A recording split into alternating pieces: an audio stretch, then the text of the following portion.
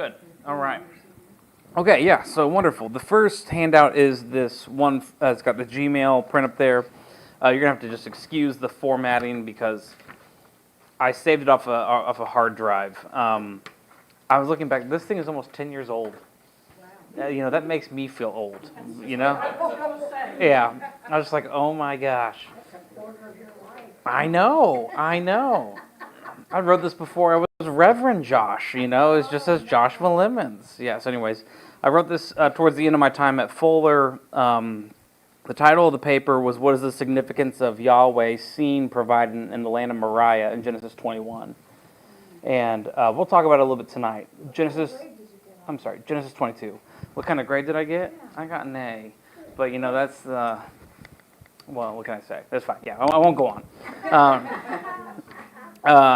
Great professor in this class, too. So we'll talk about Genesis 22 tonight. That's the disturbing chapter about the sacrifice of Isaac, or the near sacrifice of Isaac, or the command to sacrifice Isaac, and Abraham being a man of faith, kind of blindly following through. We'll talk about that tonight. I'll talk about a little about kind of what I think it's about, and we can all disagree together, and we'll solve all the problems, and we'll be the smartest people in the room, and we'll be, yes, we got it, right? It'll be good.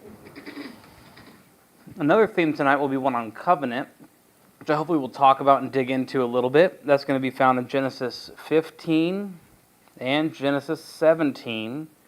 And so I don't have a handout for that, but we'll just talk about that. And then another focus, there'll be three main ones, and then anything else you want to talk about in this section. Right, we're in Genesis 12 through 25.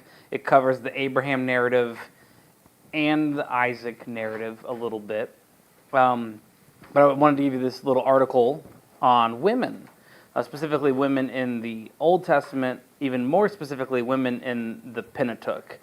The Pentateuch means 5 books, right? So that'd be Genesis, Exodus, Leviticus, Numbers, and Deuteronomy. So this doesn't cover women in Judges, like Deborah.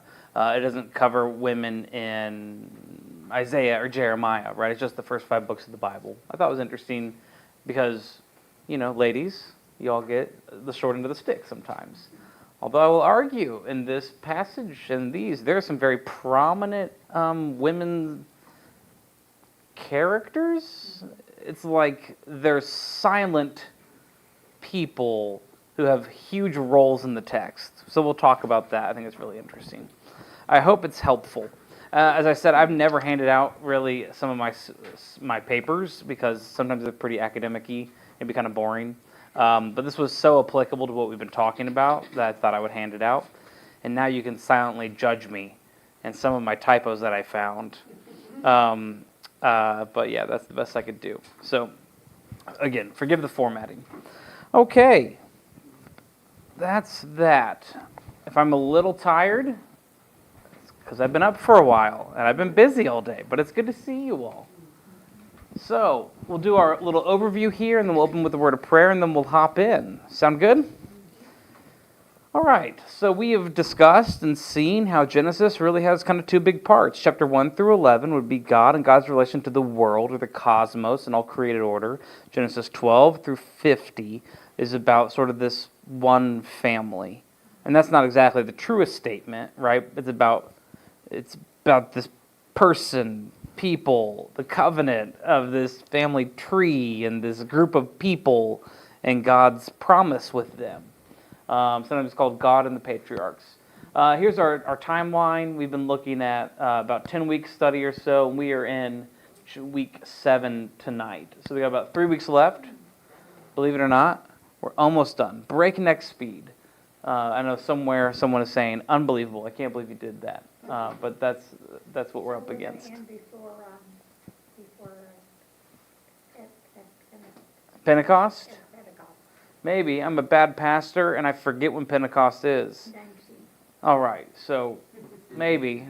Whatever 4 weeks from now is. I know I have it on the calendar. I planned for it in worship. I know what the text is, but I don't know when it is in the calendar. Well, let's see. We got 24, 1, 8, 15.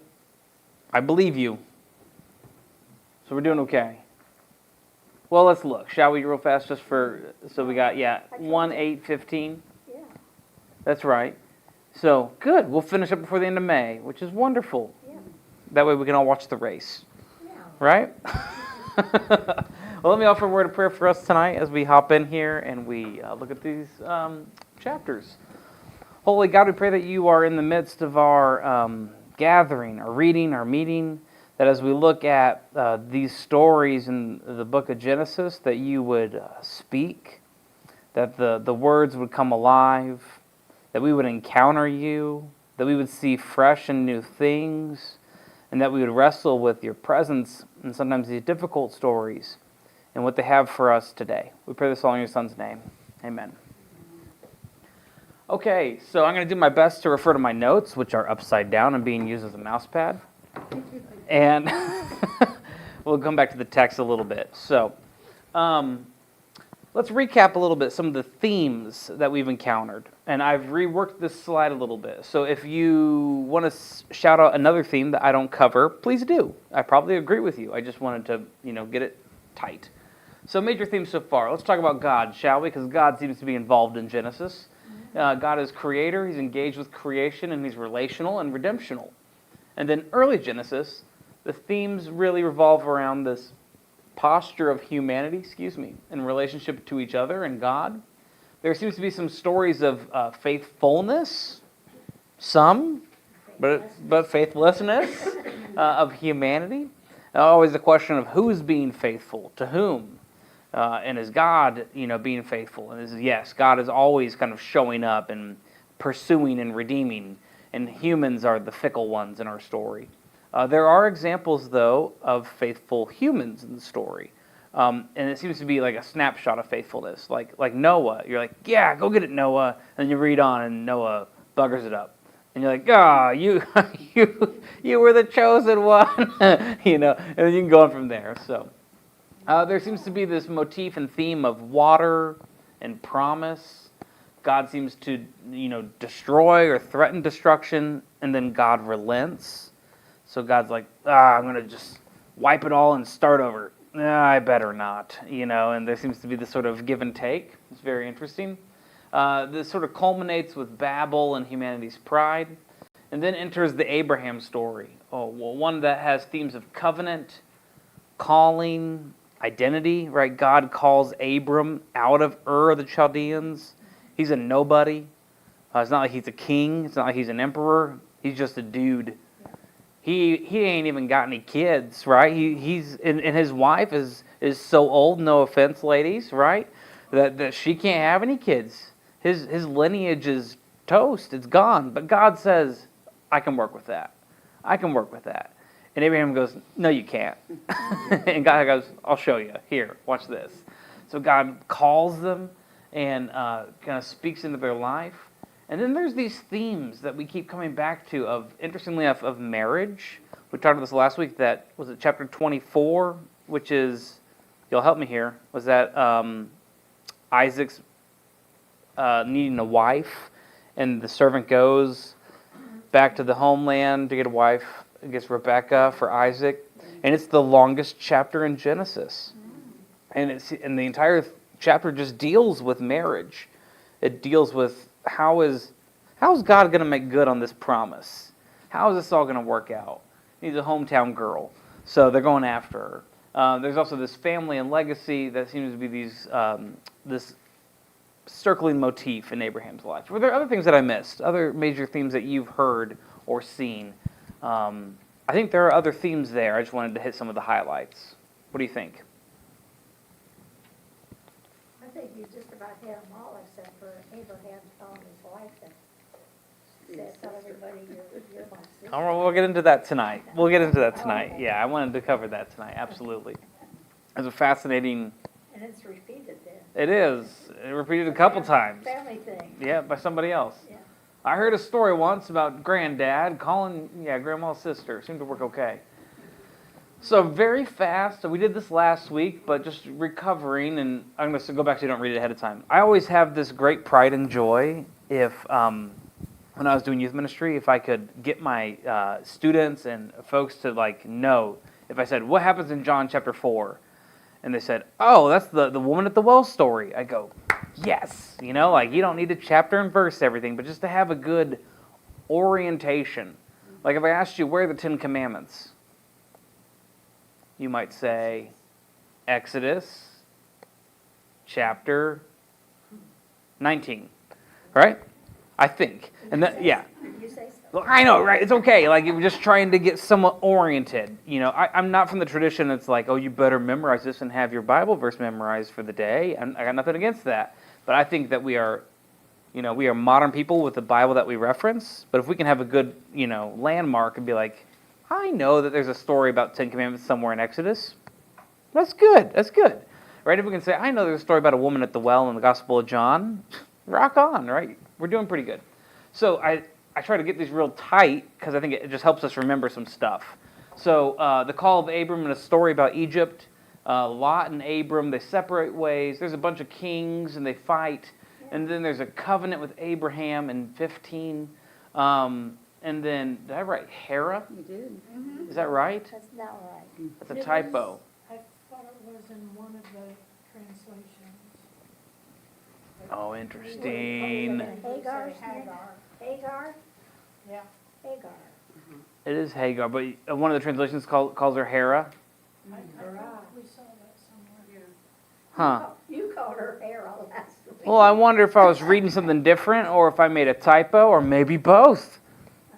Hagar, Hera, and the Ishmael story, which we'll circle back on tonight. It's a fascinating story. Genesis 17, Abram has his name changed. There's something about a circumcision, yada, yada.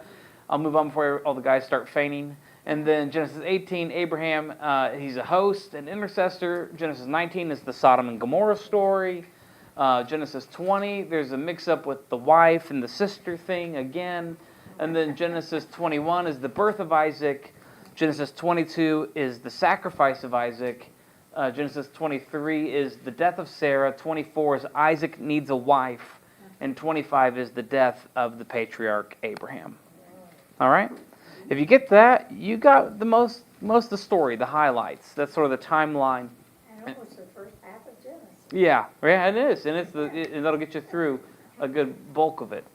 So if you just remember, Genesis 12 through 25 is Abraham. Ding! All right, we're tracking. We're doing good. So there are some key themes in Abraham's life. And if I use Abraham or Abram interchangeably, again, that's just because his name is both. God changed it. There's a theme of covenant, the gift of Isaac and sacrifice, and women in the Old Testament and Abraham's wives. And we'll get to some of those things. So, all right. So as we understand covenant, let's brainstorm together. Feel free to read if you want. I don't think it's going to give you any answers, but I'm just curious. We talked about this a little bit last week, but when you think of covenant, what do you think of? Well, circumcision for one thing. Yes. Like gather all the men around. Right. What a day. How exciting. I think of it Let's take a covenant together, right? Please no, I'm fine. think of it as a promise. Okay, you think of it as a promise? Or an agreement. Agreement? What else? Between two people? Okay, because usually two entities or parties? Covenant statement for a Bible study when we had it here. Nice. Yeah. Our leadership team, right, that went down to Brown County 2 weeks ago, worked on a covenant together. By that we meant, what does it mean to do life together, to do work together? What are we, I know you're not supposed to use the word in the definition, right? But what are you covenanting for? What are you covenanting together about? What are you agreeing to? The structure of the church. The structure of the church, yeah, that was part of it. What else, when you think of covenant, what else do you think of? Modern examples of covenant might be what? When you buy a house. No, thank you. You're exactly right. There's a legal procedure, Yeah, there sure is. right? And if you understand covenant as legal procedure, I think you'll read Genesis 15 and 17 differently. Again, it doesn't say, then God had the 20-page mortgage and said, sign here, here, and here, and here, and here. But if you understand it as some sort of transaction, an agreement, then you're like, okay, it does make sense. So a mortgage is a covenant. What other modern examples of covenant do we have? We may not call them covenants. We might call it a mortgage. Marriage. even baptism. Beautiful. because Beautiful. you're promising. Baptism, when you're baptized and you join a church, it's a covenant, right? You take vows to the church. But when, sometimes you don't, before you're baptized, before a child is baptized, sometimes there's a word for it. They're blessed at church. Yeah, in some traditions, What's the yeah. name of that? Hey, how are y'all? Not christening, well, there's another word for christening. So they'll dedicate them Dedicate. sometimes. Mm-hmm. What else? What other modern examples of covenant do we have? We said, what did we say? Let's recap. We said mortgage. We said marriage. We said baptism. Car loan. Yeah, any legal entity, right? Entering into a transaction to and requiring a payment of. Businesses and partnerships. Yeah, right. So if you're going to take on a partner, if you're going to open up a business with and you need someone to help you have the startup cash, right? That's that's essentially a covenant saying, here's what I'm going to bring to the table. What are you going to bring to the table? And if you don't bring it to the table, what's my legal recourse against you, right? And if I don't show up because I'm producing the film, or I don't show up because I'm going to sign the mortgage for the storefront, what's your legal recourse against me? So who are the guarantors or the actors in covenant, which are interesting? Because we're going to look at covenant. We'll read it pretty in depth. Like, who are the actors in the covenant with God and Abraham? Okay, so we'll talk about that a little bit. Okay, so when we talk about covenant and think about the product of covenant in Genesis, consider what we've read so far or what you've heard. And I just pulled these snippets from Genesis 5, but I think you're going to hear it all over Genesis. And I think you will hear it throughout the rest of the Old Testament and even in the New Testament as well. So it reads sort of like this. When Adam had lived 130 years, does this sound familiar because we read it, right? He became the father of a son in his likeness according to his image, and he named him Seth. Okay? You can scan down, right? When Seth had lived 155 years, he became the father of Enosh. There's this cadence and rhythm to your progeny, to your kiddos, to your lineage. So-and-so begets so-and-so. So-and-so begets so-and-so. And one of the purposes and functions of that is to talk about this concept of covenant or lineage or inheritance. Like, what is Abraham, what's the promise of the covenant of Abraham? Well, it's children, it's a land, Yeah. and a blessing. And so when Isaac is old, you guys remember the story? Isaac's blind. Yeah. Right? Can't see, and he blesses the wrong. And he blesses the wrong kid. So what's all involved in that? Like, what does he do? Do you recall the story from last week? Did we talk about it a little bit? Well, I can tell it, but I'll let somebody else know. Oh, good. That's good. We'll share the space. What do you think? Should we turn to it? Do our best to find it? The story of Isaac, when he is old. When he is old and his two children come to the appointed time to get his blessing.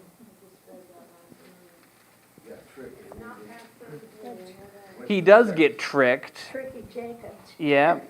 His wife is sort of in on the whole thing. Yes.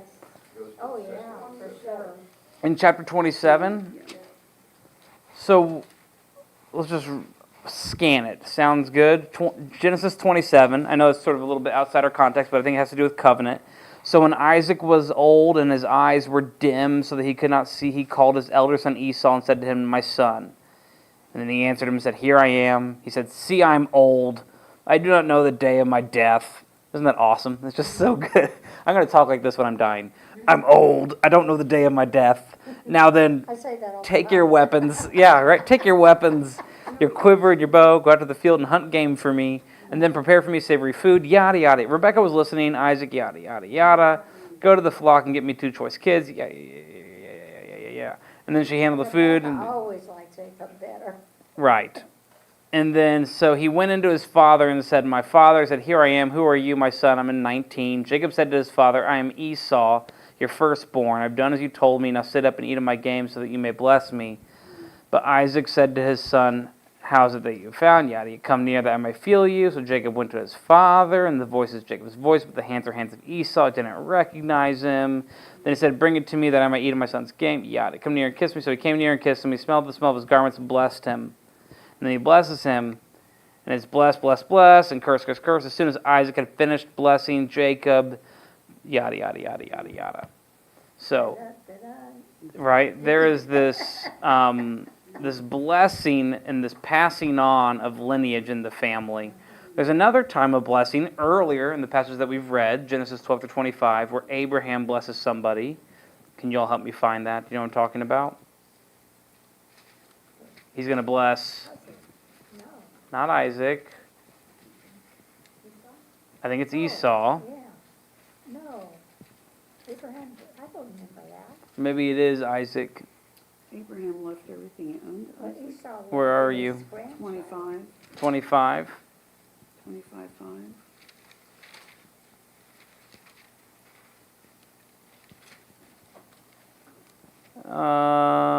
Nope, sorry, I found it. Who's there, Abraham blessed? There's a few things. There's a few times he blesses people. One of them I'm talking about in particular was in 24. So Abraham was old, well advanced in years, and the Lord had blessed Abraham in all things. And then there's this very curious verse that you all might have.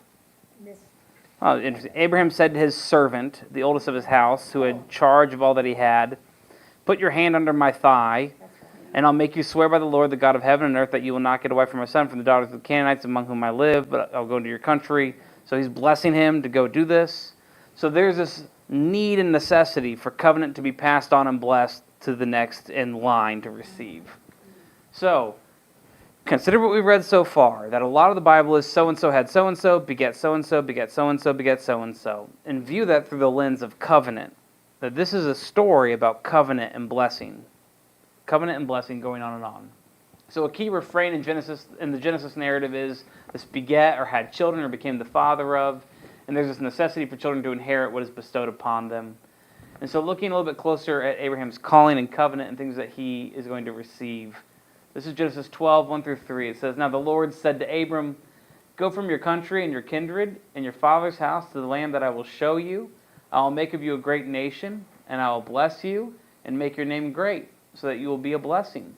I'll bless those who bless you, and the one who curses you, I'll curse you. And in you all the families of the earth shall be blessed." So what is the first kind of promise, and how is God covenanting with Abraham here? What do you see in this chapter? Genesis 12. Well, first he's told what he has to do.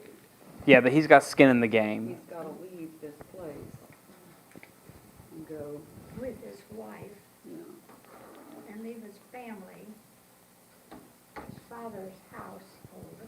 Yes.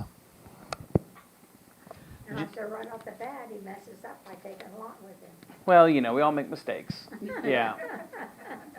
Did you notice how it's sort of tiered and layered? This is a covenant, a promise to whom? To Abraham, To Abram or Abraham. to his, And then, to his family, to his begats. yes. Leaving his country to go someplace else. Yeah, but for what purpose? In verse 2. Make a great nation. "And I will bless you and make your name great, so that you will be a blessing." So you'll notice the expanding horizons, really, of his blessing is not just to him individually, but it's to him so that the nations may benefit. And this covenant and promise is not exclusive to Abraham. God is really, this is interesting, right? God isn't just saying, "I'm just going to bless you and nobody else. Screw everybody else," right? You get all the bonus points, right? But God is blessing Abraham so that he can bless all the nations. They will all be blessed because of him. Us, we Yes. are blessed because of Abraham. Yeah. I just think it's an interesting distinction that God acts through the singular person, and in that singular person, that family is blessed so that they can bless the nations. And that all those nations will eventually bless the world, right? And that's the very end here. "And in you, all the families of the earth shall be blessed." And So there's sort of these if we tiered don't- effects. If we curse them, we'll be cursed. And if we help them, we will be helped. Yeah, there's some interesting language in there about those who bless you and the one who curses you, I will curse. I don't want to get into the tenses of the Hebrew because I think all of our eyes will glaze over and we'll fall asleep. But they're not exactly as cut and dry as you would think. The cursing is not just like, oh, someone cursed you, you're cursed. Oh, someone blessed you, you're blessed. But it's like if his job is to bless other people and is to be a blessing. And that if folks act against him, who are they acting against? Why? Because it's a covenant. Because it's a covenant, right? And the big blessing, of course, is Jesus. Yeah. Well, he's not really in the story yet. I know. But he's somewhat in the story. But yeah, that's good. It's good, right, to recognize that an act upon Abram is not really an act upon Abram. It's an act upon God because God has chosen Abram to be a blessing. So there's two passages, and we read them thoroughly last week, but I just want to rehash them. And I think they're entirely important. So I'm sorry if it sounds a little pedantic, but I'd like to read them again. Is that okay? It'll be Genesis 15. A lot of commentators, a lot of scholars will say this is probably one of the most single important chapters in all of Genesis because it's the covenant. It's very, very old material, right? So after these things, the word of the Lord came to Abram in a vision. Isn't that interesting, right? It comes in a vision. It doesn't necessarily come in person. Or what does that mean? Do not be afraid. Does that sound familiar? Yeah. Whenever God shows up, the first words usually out of the angel's mouth or out of the Spirit is, don't have a heart attack, like chill, you're good. Do not be afraid. Yes. And then notice too, the assurance of this. Abram, I am your shield. Your reward shall be very great. But Abram said, O Lord God, what will you give me? I think it's so good. Abram's immediate posture is, oh, I'm so glad you're here. Thank you. I will take it. What will you give me? But again, let's recall where we've been. So this is not Abram's first encounter with God, right? Chapter 12 is God calling him out. And so Abram is already seen as the faithful servant who responds to God's call. And so God shows up here again, and Abram says, what will you give me, for I continue childless, and the heir of my house is this guy? Yeah.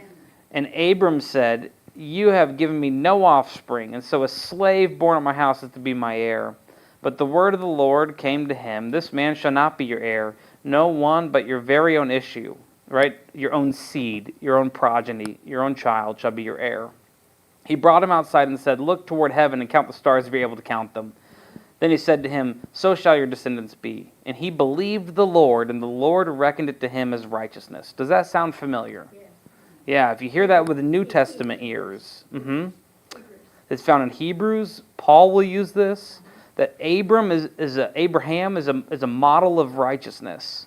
He believes, and the promise is not yet fulfilled. Yeah. He believes in God, and then he has to live with the doubt and the uncertainty and stuff not going his way. Then he said to him, I am the Lord who brought you from Ur of the Chaldeans to give you this land to possess. What land? Canaan. The Canaan, yeah. And we talked about this last week, that Canaan is sort of the land between. It's shorthand for all of this space where there's already a bunch of people, but it's the promised land and is going to be gifted to Abram. Everything a light touches. That's right. All the light touches shall be yours. What's that shadowy space over there? We don't go there. Okay, verse 8. But he said, O Lord God, how am I to know that I shall possess it? He said to him, bring me a heifer 3 years old, a female goat 3 years old, a ram 3 years old, a turtle dove, and a young pigeon. What do you think that's about? Sacrifice? Does it sound familiar? It sounds like Old Testament law stuff, right? Yeah. And Leviticus. yeah, you could say it's found in Leviticus, and these are all offerings to God. Yeah. Later, as we get into the law, I don't know when we're going to study Leviticus as a group, but maybe. Oh, that'd be exciting. No, let's not. Yeah. But if we get into Leviticus, you'll see that there are certain prescribed offerings. So if you run somebody over with a Toyota. Yeah. You need to, burn 10 handfuls of wheat and 3 Or pigeons. give them your Toyota. Yeah, or whatever it might be. That there are prescribed offerings. And here is a prescribed offering. So he, being Abraham, brought him all these and cut them in two. Except for the birds, because they're pretty tiny. He's like, how am I going to do that? Right? Laying each half over against the other, but he did not cut the birds in two. And when the birds of prey came down on the carcasses, Abraham drove them away. Does this sound familiar? What other echoes do you hear? I don't remember birds of prey ever coming down, except in Exodus, when the birds come down to be eaten, the quail, when the quail come down. Yeah. But I- We'll skip the birds of prey part. I'm talking about kind of the cut in two piece. Wasn't Noah or Ethan 2 weeks ago? Noah seeing the turtle dove? He does, yeah. Yeah, so there's that echo. Yeah, What other echoes are there? I hear some echoes. Again, I think they're faint. They're like way off in the distance. so, tell us. Tell you. Well, I'm not sure, you might disagree with me, and that's okay. Oh, I might. So think about the places where things are torn in two. The curtain in the temple's torn in two, right? And the curtain separates the Holy of Holies, which is where God resides, from the most holy place. And that curtain is torn in two. What else is pulled in two? The Red Sea. The clothing is torn. Their clothing is torn. The Red Sea is torn, and God delivers them into the promised land. And Solomon's decision? Sorry? Solomon's decision? Oh, yeah, with the baby. Oh, I forgot about that. Very nice. Yeah. So there are these moments when things are sort of torn into. I wish it said, this means that God gets half the animals and Abraham gets half. There's lots of speculation about it, but I think that there are some echoes here that we're going to see again and again in the Old Testament. As the sun was going down, a deep sleep fell upon Abraham, and a deep and terrifying darkness descended upon him. Then the Lord said to Abram, know this for certain, that your offspring shall be aliens in a land that is not theirs, and shall be slaves there, and they shall be oppressed for 400 years. That's a very specific detail. It's almost like it might have already happened. But I will bring judgment on the nation that they serve, and afterward they shall come out with great possessions. As for yourself, you shall go to your ancestors in peace. You shall be buried in a good old age, and they shall come back here in the 4th generation, for the iniquity of the Amorites is not yet complete. That's very specific information about the Amorites. Moses couldn't have written all this. Well, who knows, right? When the sun had gone down and it was dark, a smoking fire pot and a flaming torch passed between these pieces. Where else does fire and smoke appear? On the desert. In the desert, The in the burning bush. The Israelites are led by fire and smoke. This is God's presence. It dwells on the top of Mount Sinai, where God gives them the commandments and the law. This is God's presence here in this covenant. On that day the Lord made a covenant with Abram, saying, to your descendants I give this land, from the river of Egypt to the great river, the river Euphrates, the land of the Kenites, the Kenizzites, the Cadmonites, the Hittites, the Perizzites, the Rephaim, the Amorites, the Canaanites, the Girgashites, and the Jebusites. So what is the promise of 15? Canaan. Land, the land. What else? And babies. And babies, right? A descendant, a line. One day you will beget, have children all the way down. Did you see the first verse of chapter 16? Someone just read it for me with all your panache and drama. Okay, somebody read it. 16:1, like the next verse. Now Sarai, Abram's wife, had bore him no children. Thank you. I'm sorry, I just interrupted the first sentence, right? But why does she get mad when she tells him to sleep with her? And then she gets Well, it's so good. I just love it. Right? This is so. You hear 15. 15 is I'm going to make a covenant with you. You're going to have a bajillion children, a bajillion, all of them, and you're going to have all this land. And then Abraham goes, I don't have a mortgage. and then the next verse is, and his wife bore him no children. Like it's right there. You can't make it up. So is the covenant good or not, God? It's good, but Abraham has not been totally obedient all along. Oh, come on now. Come on. You're going to get me excited here. I'm going to stand up. Is God's covenant off just because we aren't obedient? Maybe, Oh. maybe his covenant's off right now because we're not obedient. Okay, what do we think? I'm seeing some heads, some shaking nose. Well, it comes back around. God finds a way around when they do something ridiculous. Okay. Yeah, they do something ridiculous because they're getting ready to do something ridiculous. Like if chapter 6, if 15 is the covenant, 12 was the promise to call him out, 15 is the covenant, 16 is he ain't got no kids. So Hagar, help him. Help us. Yes, It's like they're trying to do everything. and Abraham says, oh, no, I couldn't do that. No, that's not what he says. He says, oh, yeah, Abram agreed. I guess so.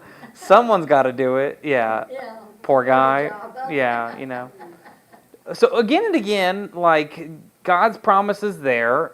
Even we'll circle back in 12. God promises this stuff. He's going to bless him, and then is God's blessing going to survive the famine? That's why he goes to Egypt, right? Is God's promise going to survive Abram getting himself in hot water with Pharaoh? Like, that's the question. Is God's promise going to survive a barren wife? That's the question. Is God's promise going to survive an infertile male? That's the question. Is God's promise going to live through him mucking it up through all these different things that he tries to do? And in one instance, it looks like Abram's trying to force God's covenant. Did you catch that? Help God's covenant along.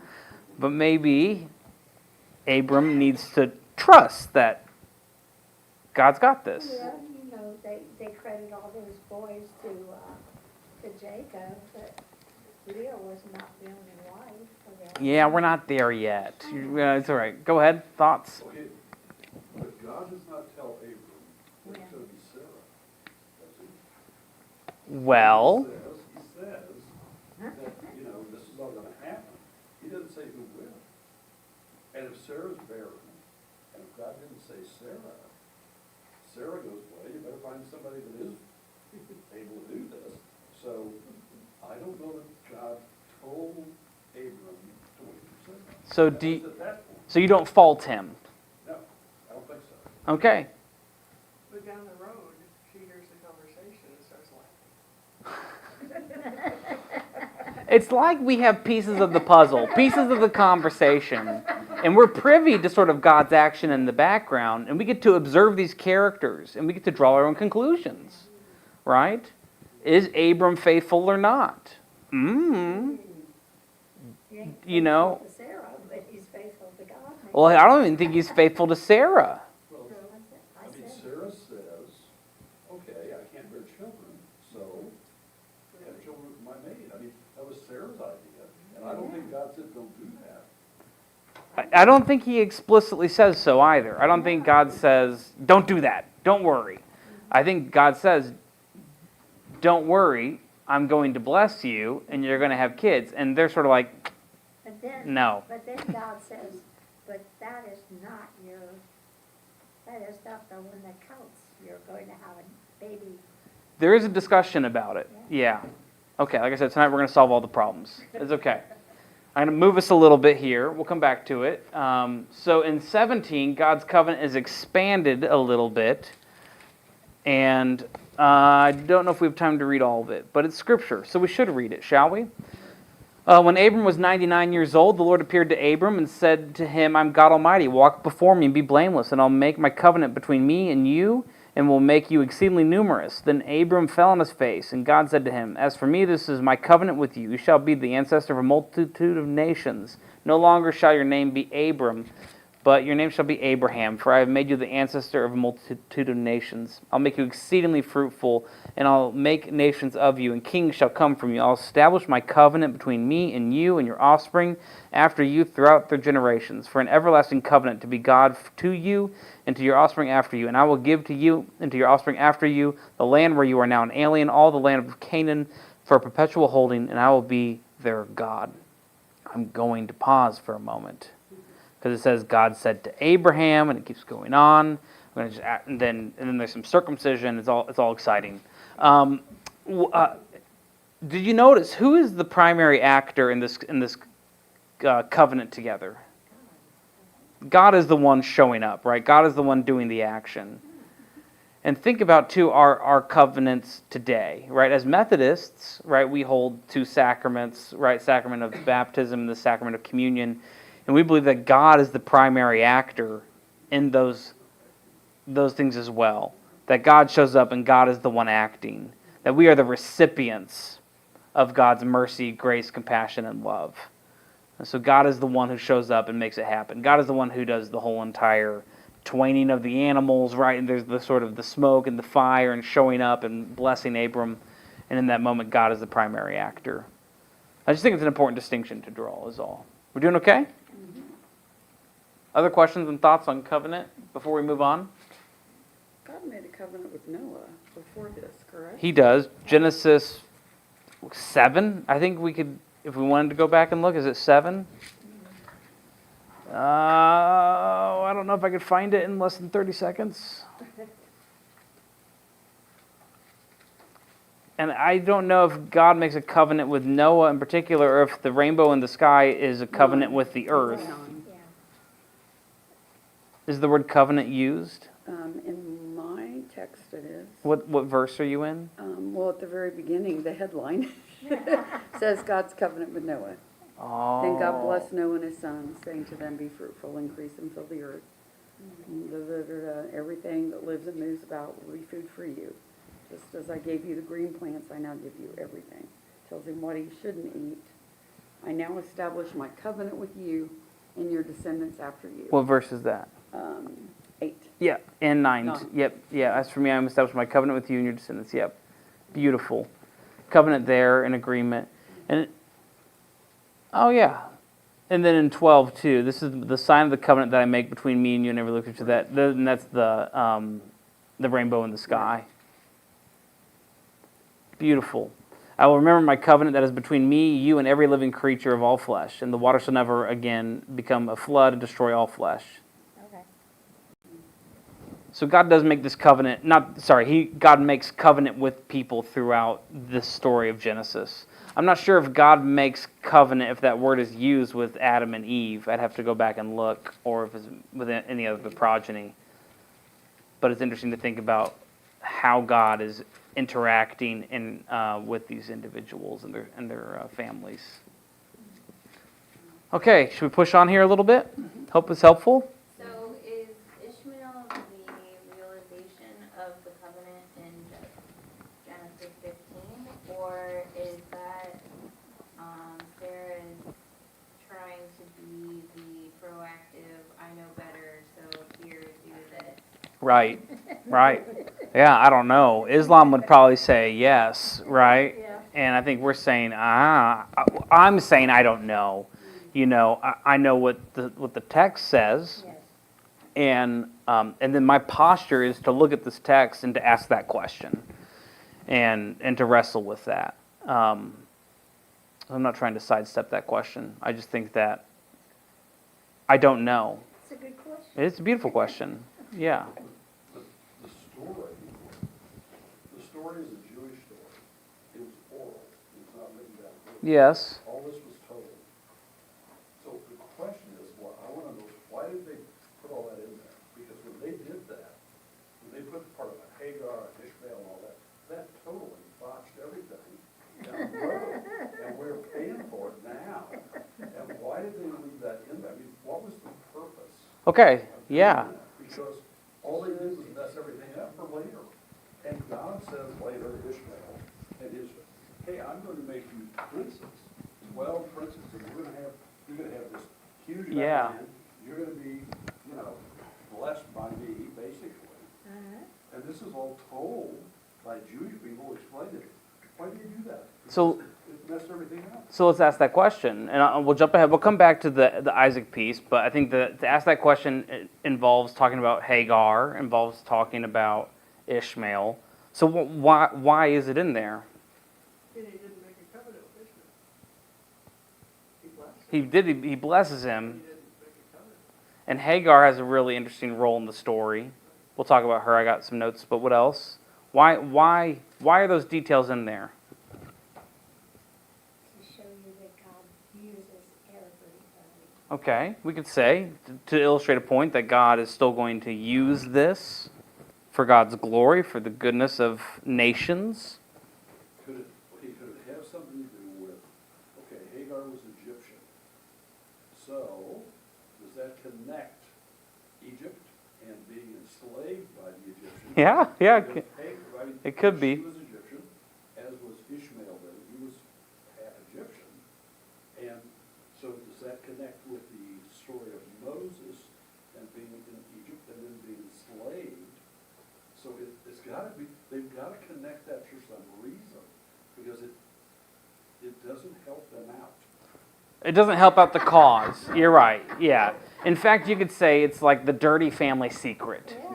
And the fact maybe that it's preserved in the text would speak to the truthfulness of the story, right? If you were to make this whole sucker up, you best leave that part out, you know? But the fact that they included it and kept it there and preserved it probably means it was true, right? It's like when you find out that Grandpa had another marriage, right? And it was like, you're just gonna leave that out of the obituary. Don't put it in there, you know? You just slip that under the rug. But if you preserved it, you might do that for a particular reason. So the reason why this wart of a story is there is probably to tell a part of the story and to preserve something that truly happened for the patriarchs.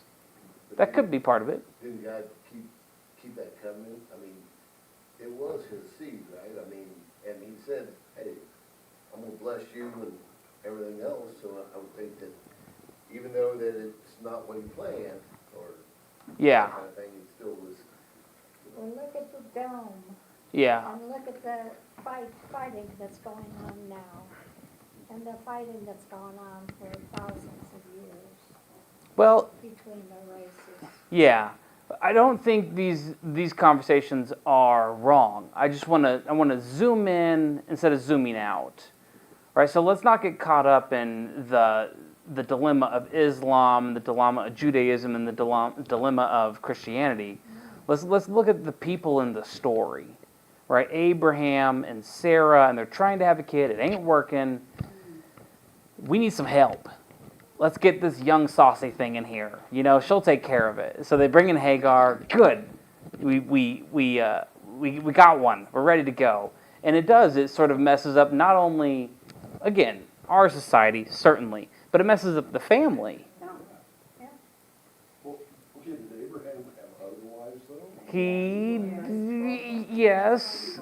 Concubine? It says he's got some concubines, but it doesn't really, is not clear. There's certainly 3 wives. There's a third one that's mentioned at the very end near his death, Keturah, Keturh, found in Genesis 25, 2-6. She has a whole bunch of kids. She's got a ton of kids. Ton of kids, who they'll kind of marry back into later on in the story. But Hagar gives birth to Ishmael, and Sarah gives birth to Isaac. Okay, And they're in competition.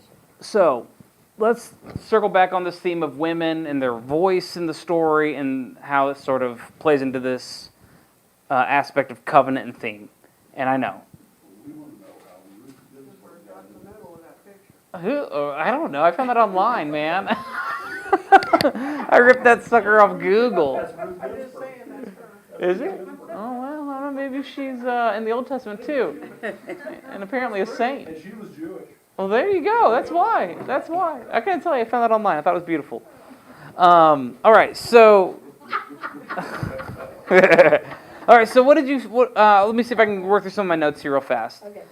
First, Sarah, right, in 16, we just read it, says that she bears him no children. That is the woman's responsibility. Sorry, ladies. Your job is to, you know, And if there's no baby, it's her fault. well, yes. I mean, we know differently now. I'm right. At that time, At that time, right? It's her responsibility to sort of be a womb, to be crude about it, right? She's supposed to carry on or give birth to the children. So she has this Egyptian slave girl. She has an Egyptian slave girl. How did she get her? we don't know. Have they gone to Egypt before? They did. They did. Because of the famine. And what happened then? He said, yeah, we're going to tell everybody that you're my sister. He's talking to Sarah, right? And that way, they won't kill me. Right? So, he pretends that Sarah is his sister. I'm just guessing. They probably picked up some slaves when they were there. One of them happens to be Hagar. It doesn't say that, right? But it does say that she is an Egyptian slave.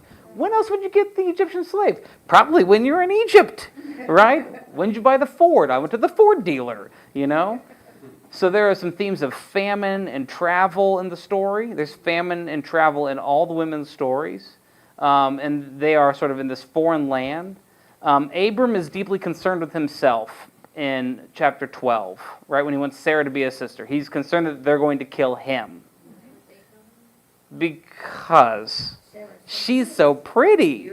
And if, you know, I'm married to you and they really want to take you as a wife, then they're going to kill the spouse so that they can have the bride. So he's in it to save his own skin, which raises the question, who is concerned with Sarah? Nobody, right? Or God. God, right? You have to always kind of look for those things that are absent in the text. So if Abraham, who's already supposed to be a very righteous person, I'm trying to be fair. I see some of you who are skeptical here. I just don't think he's acting in Sarah's best interests. That's me. Because the story leads to adultery. You cannot read it any other way. Even Pharaoh says, I took you as a wife. He doesn't mean we held hands. Like the story does not end well because Pharaoh's house is cursed. And it only is remedied when he gives her back to Abram and he's like, my bad, dude. I didn't know. And then he sends them a bunch of like cattle and sheep and they go and they get out. Yeah, they get all And do you hear echoes too? Will there be another time when Pharaoh's house is cursed? Yes, when they're enslaved and there's a deliverance. And where does Abraham go after he leaves Egypt out of the famine? He goes back to the promised land that God's delivering him to.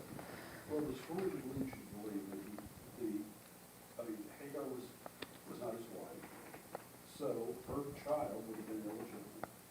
If Sarah was his only wife, then her child would have been legitimate because they were married, and that was part of God's will for them to marry. So that would make sense. Now that you have other wives, I don't know about that one. Doesn't say until later. Until later, yep. Later. Yeah, but it's always the first child that gets everything. Well, yeah, the first child will get a double portion. Yep. I Well, know. I mean, but Isaac would have been legitimate. Yes. Ishmael was not legitimate. That's right. And in God's eyes, that would make a difference. And he says, you know, he's going to bless him and make him fruitful and all this about Ishmael.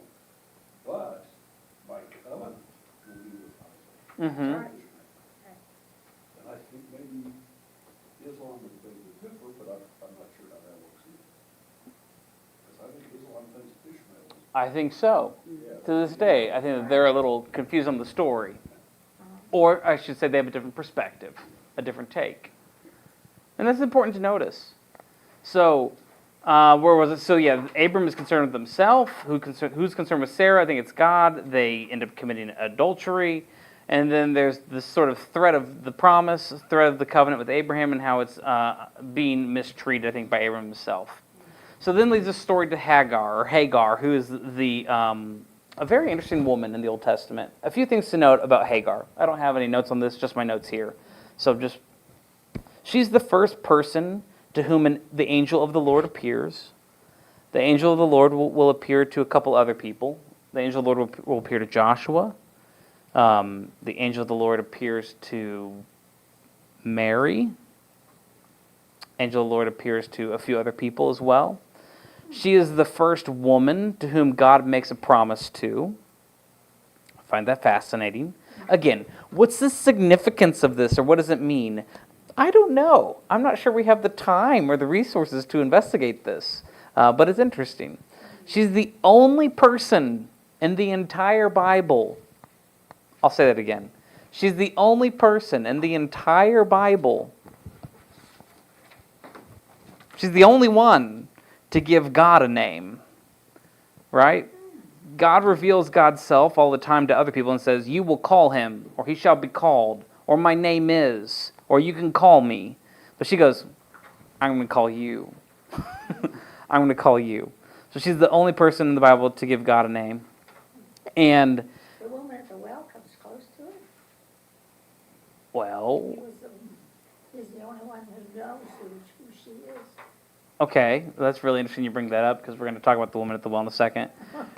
That's fascinating. And this is the only encounter between an angel and a woman that ends up commemorating a place name.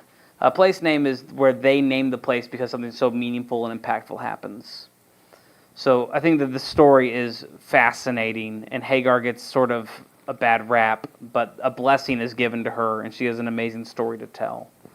So, other thoughts on women in the Abraham story? There are women in the other stories as well, and we'll make sure to touch base on their narratives when we come to those people.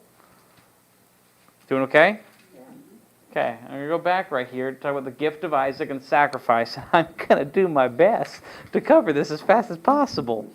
So, you might say, Josh, what's the significance of this story? And for that, I'm going to have to turn to Jesus. And I'm going to go to the woman at the well, which is found in John chapter 4. Thank you. So good. All right. Now, if I can just find the Gospel of John. I'm going to read fast, so bear with me.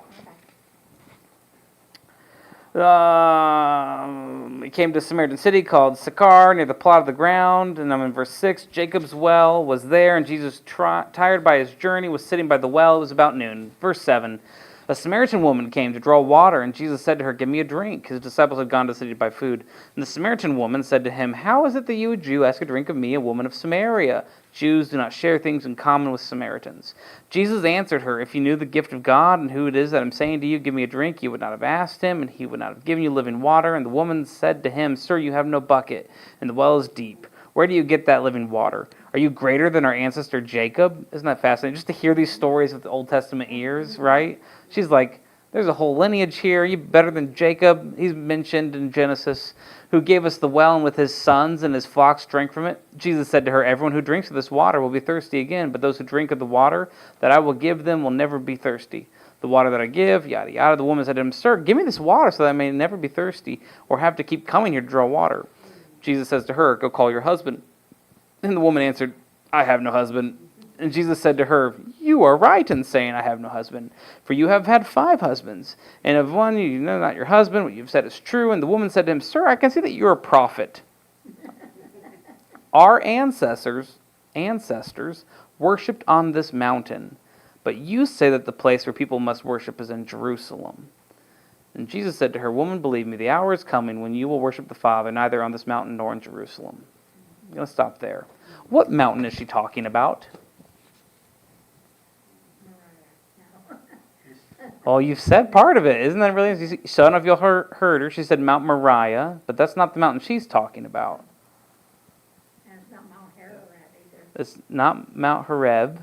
Samaritans have a mountain. The Samaritans have a mountain. You're exactly right. Mount Gerizim. What's the significance of Mount Moriah and Mount Gerizim and Mount Horeb? They're all in the Bible. They're all in the Bible. So I'll let you, if you can think, this is just fascinating stuff. Where does God show up in the Old Testament? On top of a mountain, right? And he gives Moses the law, and that's Mount Sinai or Mount Horeb. He showed up, we think he showed up in the fiery furnace. Mm-hmm.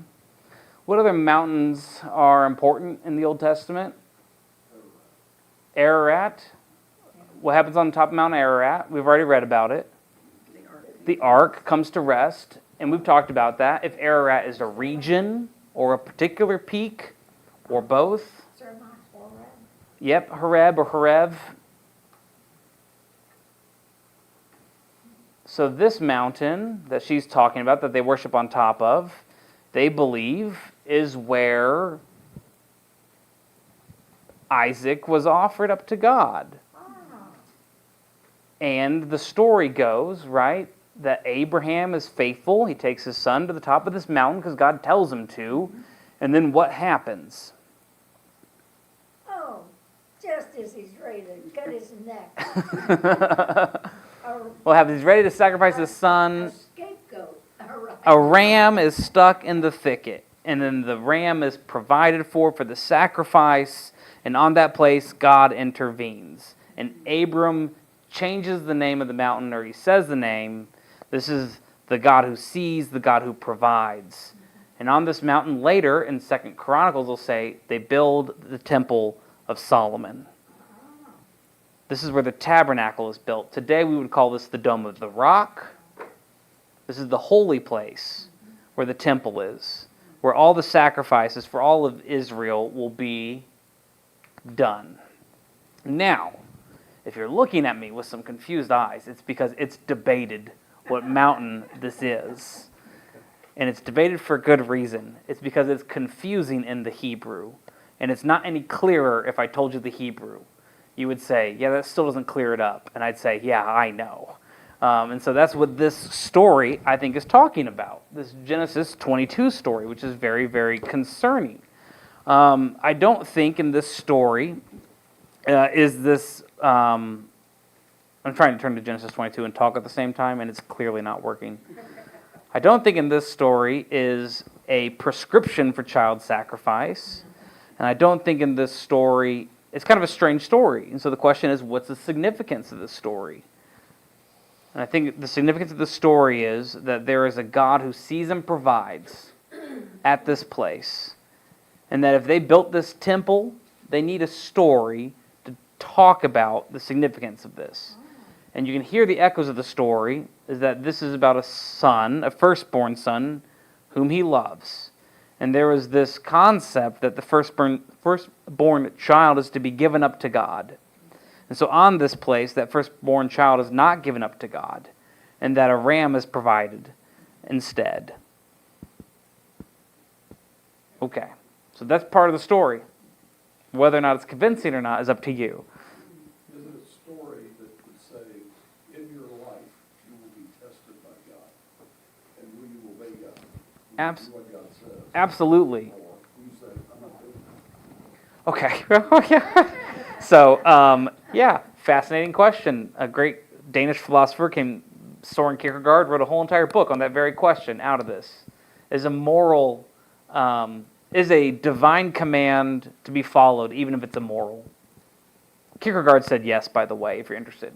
But either way. Well, see, I believe that Isaac had faith that his son would not be sacrificed because he tells his followers, stay here and we will come back. Okay, so thank you. I want to illustrate this a little bit. That I think part of the problem with these stories in the Old Testament is that we think they have one singular meaning, right? That story must be about Abraham having faith. That's the point of the story, That's right. right? We think it has one singular point. But what if I told you the story can have multiple points, and they can all be true at the same time? Like, what shape is this? I can't see. Somebody answer If me. you look straight on, it's a circle. Yeah. But is that true? No, it is true, right? It's a circle, but it's a cylinder. And now what shape is it? Rectangle. Okay, are all those true? Yes. Yeah. But they're not partial truths. It's true that that's a circle. That's a whole truth. That's 100% true. Yeah, right? You are not wrong. It's not even partly true. That is true. This is a rectangle. That's true. You can't say, well, Josh, if you had a more fuller picture of the bottle, you would understand it's a cylinder. That's not the question. Right? When you dial in on Abraham's faithfulness in the story of Genesis 22, is that true? Yes, absolutely. Abraham is the paragon of trusting in God. I think that's true. Is it about God's provision? Yes, that's true. God provides in that space. Is it about God seeing the action in that space? Yes, that's true. That's part of the story. Are all three true simultaneously? I think so. And I don't think they cancel each other out. I don't think it has to be one or the other. I think it can be all three. But the significance of the story, in my opinion, right, is that it tells the story of God providing in that space. And it's such an important story. If you're going to build this holy temple where God shows up and provides, why? What place do you choose? A very special. You choose the most special place, and it's the place where God provides the ram for Abraham, who's the father and the patriarch of the covenant and blessing. Good answer.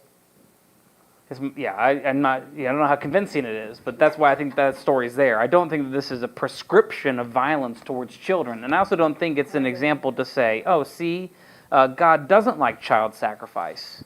I don't think that's the point of the story. That's just my opinion. I think it's about God's provision here, not only for Abraham, but for every Jew after him, who's his covenant and his blessing.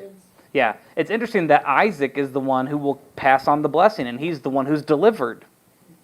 So Isaac benefits from God showing up here in this space and paying the cost for him in that moment, where God will continue to pay the cost for every Jew on Yom Kippur for forever. And this is why the Samaritans have another mountain that they believe God did this at. And that's why it's debated. Helpful? Interesting? Did I muddy the waters? All right, the ram up there on the mount is a substitute, and the lambs that are all killed on Passover night. Yeah, our scapegoats are They're all a scapegoat. for the sins of the people. Yeah, you can hear this with all sorts of New Testament echoes, can't you? Right? Jesus is the last scapegoat. He's the one to take on all the sins of the world. That there will not be any more sacrifices needed. There are some people that think that Calvary and this place where Abraham offers Isaac is the same mountain. Again, what evidence do you have for that? Dude, good luck. But that'll preach maybe, but I'm not sure how accurate it is. It's just something to think about. I have not been to Israel. Well, everything over there is, we're gonna go visit where Jesus did this. Well, when you get there, this is where They think Jesus did. This And is there's the- more this is- booths to buy more memorabilia down the street. Yeah, This is the tradition for that. that's right. And this is the tradition, but, however, all the time you're there, you feel like you are on holy ground. I believe that, absolutely. So next week we will look at Genesis 26 through 36. We will encounter the story of Jacob. And we might circle back a little bit to some stories about Isaac towards the end there in the bridge. All right, I'm going to offer a word of prayer and then we'll go on our separate ways. Sound good? Holy God, thank you for these stories and what they mean for us, what they mean for so many people. Help us to hold them with a certain reverence and to encounter you in the midst of all that. Be with us as we go from this place and bring us rest, that we might meet again soon. We pray this all in your Son's name. Amen. Thank you, friends. Good to see you all. When you